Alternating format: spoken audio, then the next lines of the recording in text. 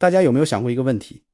如果今天马来西亚所有的灯突然熄灭，而且是永久性的熄灭，这个国家会变成什么样？你可能会说，阿福，你在讲什么鬼故事？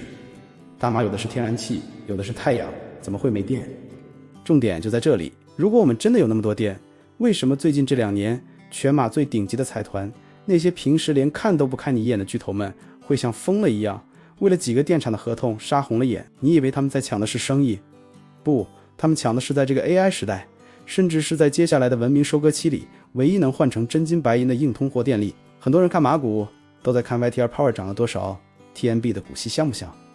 但这背后的逻辑其实是一个关于谁才是大马顶级包租公的猎杀游戏。今天我们就翻开那份64页，连你楼下卖云吞面的 Uncle 都看不懂的投行秘密报告，带你看看为什么 AI 数据中心明明还在盖，有些人却已经悄悄把未来20年的钱给收了。这绝对不是你想象中的那种电力革命，这更像是一场巨大的预谋已久的数据资产大转移。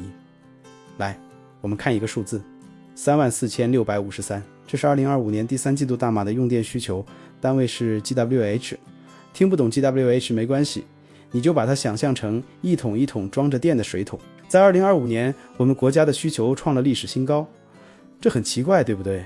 明明大家都在讲行情不好，生意难做，怎么用电量反而冲上天了？因为有人在偷偷用我们的电，商业部门占了 37.3%。 这就像是一个大家庭，原本大家平分那缸水，结果突然搬来了一个新邻居。这个邻居从不睡觉也不洗澡，他只干一件事，就是24小时开着几十台超级大功率的冷气，把水缸里的水像抽水机一样吸走。这个邻居就是数据中心，简称 DC。 很多人以为 DC 只是几台电脑，做 DC 是人类文明的数字大脑，这个大脑不仅要思考，它还要散热。大马现在就像是全世界的散热片。根据报告，目前 DC 只占了用电量的 3%。 你可能会说，才 3%， 你是不是在夸大其词？你以为这就完了？重点在后面，这 3% 只是前菜，真正的正餐还没上桌，甚至连桌布都还没铺好。这时候你一定会问，万一那些 DC 只是盖来炒地皮的呢？万一以后没人用呢？这就是我今天要跟你们讲的第一个秘密。在报告的第35页有一个名词叫阶梯式增长，这个词听起来很高级，但用大马话讲就是慢慢插插头。盖 DC 就像你买了一个全马最大的冰箱，你不可能第一天就把整头牛塞进去，你会先买一盒牛奶，明天买1-2斤肉。去年9月 DC 的负载利用率涨了 2.8 倍，这意味着那些巨头们不是在订房，他们已经开始入住了。更夸张的是， TMB 老大哥手里已经签好的合约总需求是多少？ 7.1 GW。 大家坐稳啊，目前实际在用的只有 0.7 GW， 但签了字收了定金准备要供电的有 7.1 GW。 这是什么概念？这是10倍的空间。这就好比你家门口停了10辆巴士，第1辆才刚坐满人，后面9辆已经付了车费在排队了。你说这叫不叫订单能见度？在商言商，这种逻辑推演下去， TMB 这种垄断性的包租公，他手里握着的不是电表，他握着的是全马通往数字世界的入场券。接下来我们要聊一个很痛的话题，但是作为投资者你会听得很爽，就是关于电费。大家有没有发现最近政府调电费的频率变快了？以前是半年调一次叫 ICPT， 现在政府玩了一招更狠的，叫 AFA 自动燃料调整机制。这是什么意思啊？以前 TMB 就像是一个开 MEMC 档的，煤炭价格贵了，他得忍着，半年后才能跟政府说，老板我要起价了。那这半年里 TMB 的现金流就像是被 Federal Highway 的车堵死了一样，动弹不得。现在有了 AFA， 这就厉害了，每个月调整，这简直就是实时变价。煤炭贵了，电费直接跟上；煤炭便宜了，他才慢慢减给你。分析师算过一笔账，这个动作能让 TMB 的现金流改善 2%。 你别小看这 2%， 对于 TMB 这种像大象一样的巨无霸公司， 2% 的现金流提升就像是给这头大象装了法拉利的引擎，它的账面美感简直是加了10层美颜滤镜。如果你问我谁是大马这场电力派对里最大的赢家，逻辑上那个控制着电线杆而且还能每个月跟你结账的人绝对是赢家。但是 TNB 再强，他也没办法一个人把所有电都发出来，他需要帮手。这就带出了我们大马电力界的饥饿游戏 IPP 独立发电厂。大晋能源委员会 EC 最近开启了燃气电厂的续约和新开发权。这就好比政府在发收租准证，如果你是 YTR Power 或者是 Malikov 的老板，你现在最想拿到的不是什么奖项，而是一张纸，叫浪意向书。拿到了 loan 就等于拿到了免死金牌。接下来的20年，你只要机器转一转，钱就自动转进户口。目前 TNB 已经稳稳拿到了3座电厂的续约，这就叫老兵不死，只是继续收钱。至于剩下的新蛋糕谁能吃到，2025年底就是揭晓谜底的时候。为什么这些公用事业股的估值一直掉不下来？因为大家都在赌谁能拿到那张少奋斗20年的入场券。如果是你，你会把注码压在谁身上？好，刚才聊完了传统发电，现在我们要聊一个更科幻，而且在2026年会变现成真金白银的话题——再生能源。投行报告里有一句话，我看了之后直接起鸡皮疙瘩。他们说2026年将是大马太阳能产业最疯狂、最忙碌的一年。为什么？因为现在有2股恐怖的力量撞在了一起。第一股力量是国家级的大蓝图 NETR， 政府立了军令状，到2050年再生能源要占 70%。 这意味着什么？这意味着从现在开始，我们每年平均要新增 2.2 GW 的发电量。第二股力量就是刚才提到的那些 DC 巨头，这些家伙不仅吃电，他们还很挑食，他们为了 ESG 报告好看，点名只要绿电，这就导致了一个场面全马的财团现在都在疯狂圈的盖太阳能板。大家一定要记住一个缩写 LSS 大型太阳能项目，之前政府已经搞了好几轮了，但最肥的一块肉是现在的 LSS5 加上 LSS5 Plus。 规模有多大？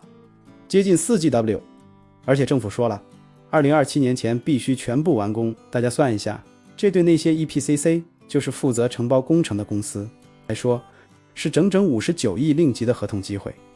这59亿的肥肉预计会在2026年第1季度开始疯狂颁发。其他的赢家还有谁？ Malikov 和 Solarvest 组成的财团也拿下了大项目，其他的中标者还包括 Smeden、Sunview、Spark 等等。你以为这就完了？重点来了，能源委员会 EC 觉得这还不够塞牙缝，紧接着可能又要启动 LSS6 再加码 2GW， 这种节奏简直就是把太阳能板当成地毯一样铺满全马。可能你就会问，晚上没太阳怎么办？ DC 总不能晚上关机吧？重点就在这里，这是一个价值连城的逻辑。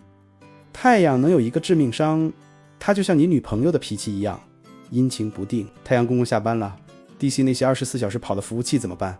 他们可不等你。所以2026年大马电力界最关键的词出现了，大家一定要刻在脑子里， BESS 电池储能系统。你可以把它理解为太阳能的超级充电宝，没太阳的时候全靠这些大电池撑着。为了这个，政府搞了一个新项目，名字很好记，叫 MyBEST。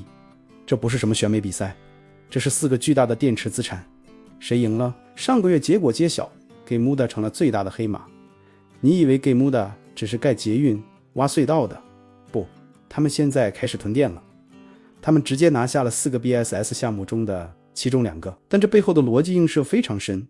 为什么吉姆大拿到了 BSS 以后，大家都觉得他在接下来的 LSS 项目里会有降维打击的优势？因为政府以后的思路很清晰，太阳能加充电宝必须绑在一起。你有板子没电池，你的电就是废电，因为不稳定。谁掌握了存电的技术和资产，谁就掌握了未来20年的定价权。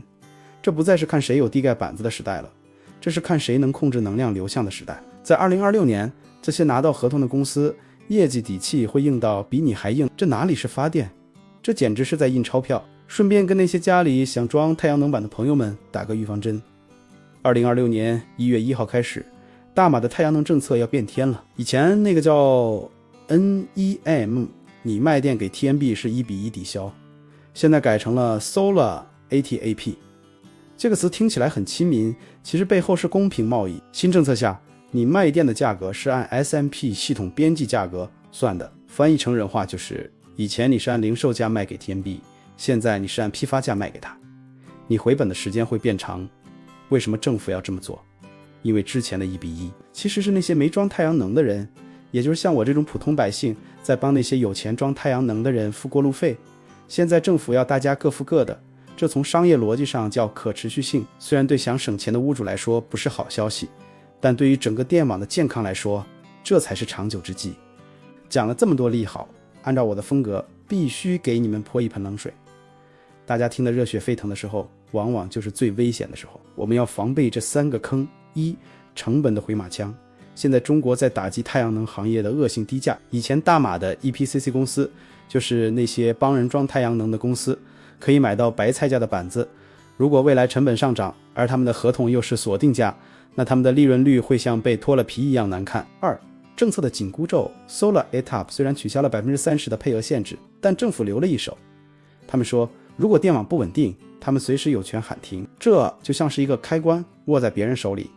三、DC 的水分，这是最关键的一点。很多公司申报了100兆瓦的容量，但实际上他们可能只用了40兆瓦。如果未来几年实际用电量跟不上申报容量，那电力的增长斜率就会变平，那个时候你手里拿的可能就不是收割器，而是生锈的剪刀。好啦，聊了这么多，你现在应该明白了，马股这一波电力行情不是什么虚无缥缈的 AI 梦想，它是实打实的一根电线一根电线拉出来的工程。现在的 07GW 只是小猫2-3只，后面的 7.1GW 才是真正的客满。那问题来了，有了电，有了 AI， 接下来大马最火最容易让普通人暴富或者掉坑的板块会是谁？没错，就是房产与基建。当这些 DC 巨头落户柔佛和赛城，周边的地价是不是已经起飞到火星了？那些喊了很久的 MRT3、冰城 LRT 到底是在演戏还是在动真格？下集我们直接去挖一挖大马2026年的土地之王到底藏在哪里。如果你觉得今天的视频让你对电费单有了新的认识，记得点赞、订阅并打开小铃铛。我们下集见，拜拜。